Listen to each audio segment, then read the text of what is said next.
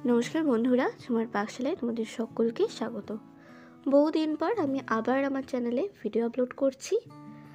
आजके तुम्हादेर साथे शेयर करब चिंगड़ी माछेर एकटा फ्राइड रेसिपि।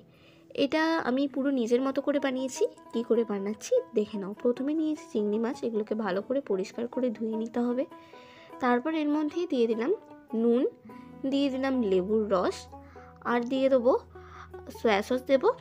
सया सस और नुनेर परिमाणटा तोमरा एकटू निजेरा दिए देबे, कारण सया ससे एकई नुन थाके और नुनटा आमरा दिচ্ছি ताई आमादेर बुझे दिते होबे। तारपर भालो करे मैरिनेट करे निচ্ছি। एबार एर जोन्नो ব্যাটারটা আমাকে তৈরি করে নিতে হবে। তার জন্য বাটির মধ্যে প্রথমে দিয়ে দিলাম বেসন। বেসন ওই আমি 3 থেকে 4 চামচ মতো দিয়েছি। তারপর দিলাম এখানে বেকিং পাউডার, তোমরা বেকিং সোডাও দিতে পারো। তারপর এখানে দিলাম হলুদ গুঁড়ো, দিচ্ছি লঙ্কার গুঁড়ো পরিমাণ মতো, দিচ্ছি নুন স্বাদ অনুযায়ী, এটা অবশ্যই তোমরা স্বাদ অনুযায়ী দেবে। আর দিয়ে দিলাম এখানে গরম মশলার গুঁড়ো। তারপর ধনেপাতা কুচি দিচ্ছি। ধনেপাতা কুচিটা অপশনাল, তোমরা দিতেও পারো, আবার না চাইলে নাও দিতে পারো।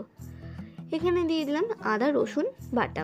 এবার শুকনো উপকরণগুলোকে একটু মিশিয়ে নিয়ে ভালো করে জল দিয়ে একটা পেস্ট বানিয়ে নিতে হবে। ভালো করে স্মুথ ব্যাটারটা তৈরি হয়ে গেলে যে চিংড়ি মাছটা ম্যারিনেট করে রেখেছিলাম সেই চিংড়ি মাছটাকে দিয়ে কিছুক্ষণ আমাকে ম্যারিনেট করে রাখতে হবে।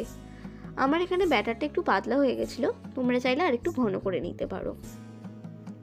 আর তোমরা যদি বেকিং পাউডার দাও তাহলে আমি যতটা পরিমাণে দিলাম তোমরা দেখতেই পেয়েছো ততটা দিয়ে দেবে, আর যদি বেকিং সোডা দাও তার থেকে একটু পরিমাণে কম দেবে। দেখো ভালো করে চিংড়িটা দিয়ে আমি মেখে নিচ্ছি। দেখো ভালো করে ম্যারিনেট করে নিলাম। এবার কিছুক্ষণ এটাকে রেস্টে রাখতে হবে। কিছুক্ষণ রেস্টে রাখার পর আমি দেখো সব চিংড়িগুলো এখানে দেখিয়ে দিচ্ছি, এগুলোকে আমি ব্যাটারে দিয়ে আমি ডুবিয়ে নেবো, মানে সব কোট করে নেব। দেখো এগুলো কোট করে নিয়েছি। এবার কড়াইতে তেল গরম করেছি, সর্ষের তেল আর সাদা তেল মিশিয়ে। তেলটা এবার গরম করব।